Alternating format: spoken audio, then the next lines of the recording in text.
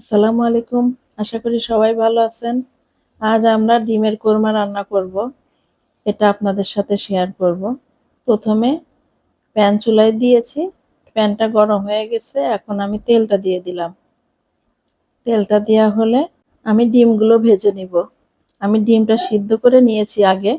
আর আমার অনেকগুলা ডিম গেস্টের জন্য রান্না করা হয়েছিল, সেটা আপনাদের সাথে শেয়ার করতেছি। এখন আমি একটু লবণ দিয়ে দিলাম। লবণ দিয়ে একটু ভাজবো। আর ডিমগুলো ছুলতে যেয়ে কেমন যেন হয়ে গেছে। ডিমের মনে হয় নতুন ডিম ছিল, যার জন্য একটু সমস্যা হয়েছে ডিমগুলা। এখন পেঁয়াজগুলা দিয়ে দিলাম। পেঁয়াজটা দিয়ে হালকা লাল করে ভেজে নিব। পেঁয়াজটা একটু সময় নিয়ে ভাজবো।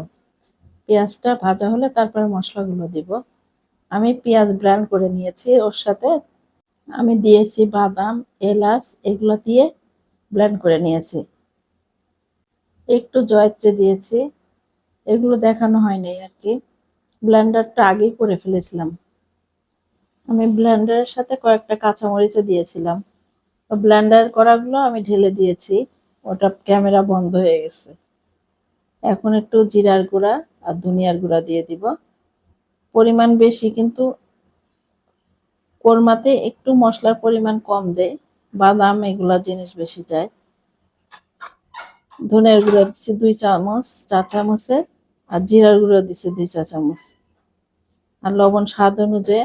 আর কালারের জন্য একটু আমি দিব লাল মরিচের গুঁড়া দিয়ে তারপরে একটু কষিয়ে নিতে হবে।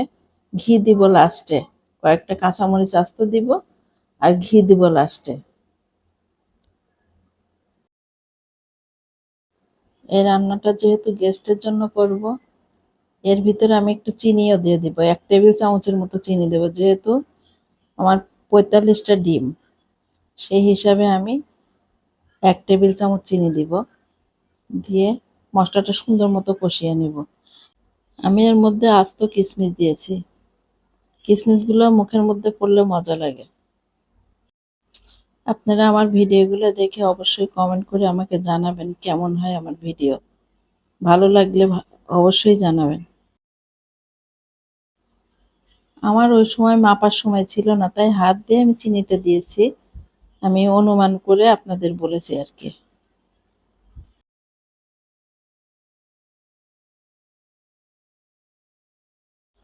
আমি এখন দুধটা দিয়ে দেব। দুধটা দিয়ে একটু কষিয়ে নিব। আমি প্রথমে দিব 1/2 লিটার। লাগলে পরে দিব, না লাগলে আর দিব না। কারণ 1/2 লিটার দিলে অনেক ঝোল রাখবো না তো, এই জন্য 1/2 লিটার দিলেও ইনশাল্লাহ হয়ে যাবে। আর যদি একেবারেই না হয় তখন আবার দিব। আর এর মধ্যে একটু বলক আসলে আমি দিয়ে দিব, কিশমিশ। এই যে আস্ত কিশমিশ গুলো দিয়ে দিলাম।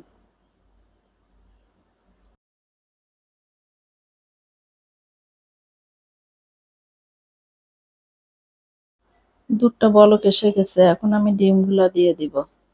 আর ডিমের গা গুলা কাটা কাটা করে নিয়েছি, যাতে ভিতরে ঢুকে মশলাগুলা। আর পরে আমি একটু এলাচ আর জিরা ভেজে গুঁড়া করে দিয়ে দিব।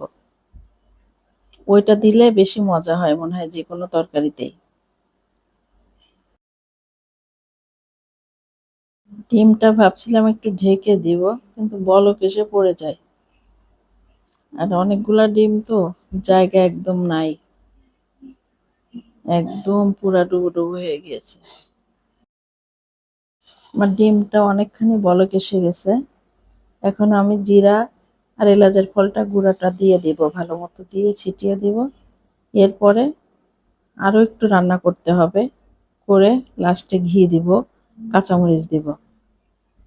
কাঁচামরিচটা দিলে কাঁচামরিচের একটা গন্ধ আসে, অনেক ভালো লাগে। আর যেহেতু আমি অনেক মরিচ দেই নাই এখানে, অল্প মরিচ দেওয়া আছে। এটা বলক আস্তে আস্তে আর একটু তেল ছেড়ে নিব। আর কাঁচামরিচটা দিয়ে দিলাম, ওর ঘ্রাণটা একটু ভালো আসে। এরপরে ঘি দিতে হবে। ঘিটা তো দেওয়া হয় নাই আমার। ঘি দিতে হবে। আর একটু তেল ছাড়া ছাড়া হলে তারপরেই নামাবো, তার আগে নামাবো না। ডিমের ভিতরে পেঁয়াজের বেরেস্তাটাও দেওয়া হয়েছে। আমি ঘিটাও দিয়ে দিলাম প্রায় 1 টেবিল চামচের মতো। আর বেশি দিব না, এটুকুই হয়ে যাবে আমার। এরপরে আমি নামিয়ে পরিবেশন করে আপনাদের সাথে শেয়ার করব। আমার ভিডিওগুলো যদি আপনাদের কাছে ভালো লাগে অবশ্যই লাইক, শেয়ার, সাবস্ক্রাইব করে আমার পাশে থাকবেন আর আমার সাথে থেকে আমার উৎসাহ বাড়াবেন। আল্লাহ হাফেজ।